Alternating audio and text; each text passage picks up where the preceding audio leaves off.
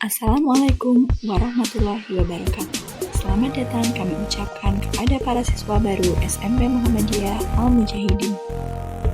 Sebelum memasuki materi matrikulasi, izinkanlah kami memperkenalkan guru mata pelajaran Bahasa Indonesia di SMP Muhammadiyah Al-Mujahidin.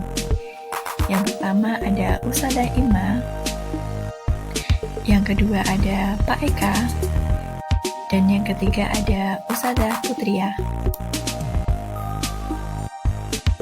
Selanjutnya ada Pak Bayu, kemudian Ustadzah Alfi, dan yang kelima ada Ustadzah Rahma.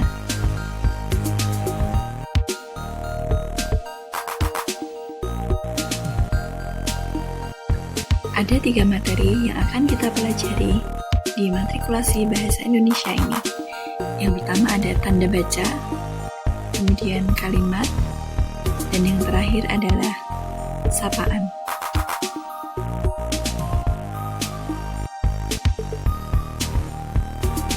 Materi yang pertama adalah tanda baca. Tanda baca terdiri dari 2 jenis. Yang pertama ada tanda koma dan yang kedua tanda akhir. Tanda akhir sendiri dibagi menjadi 3. Yang pertama ada tanda titik, yang kedua tanda tanya, dan yang ketiga tanda seru. Tanda koma digunakan untuk 3 hal. Yang pertama untuk pemerincian objek yang banyak. Kemudian digunakan sebelum kata penghubung tetapi melainkan dan sedangkan, dan digunakan sebelum atau sesudah kata seru.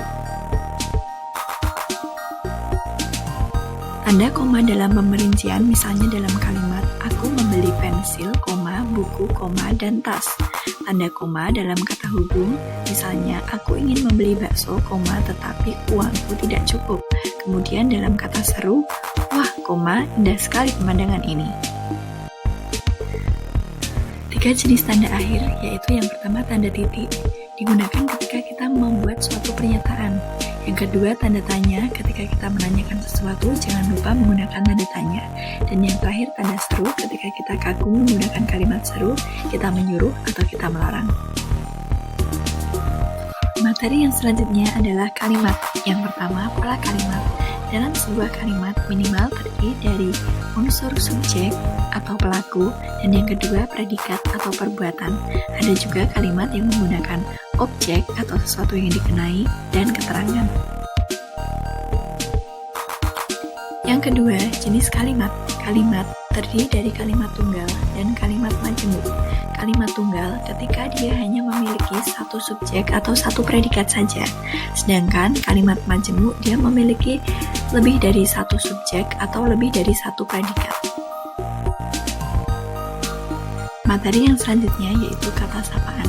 Kata sapaan ini dibagi menjadi 4 jenis. Yang pertama, kata sapaan yang menunjukkan hubungan kerabat.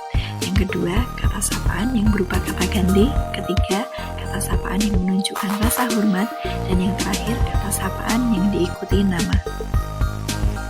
Jenis yang pertama yaitu kata sapaan yang menunjukkan kekerabatan, misalnya kakek, ibu, dan sebagainya. Yang selanjutnya kata sapaan dengan kata ganti, misalnya kamu, engkau, tuan, dan sebagainya. Ini kita harus berhati-hati karena kita sesuaikan dengan usia supaya sopan.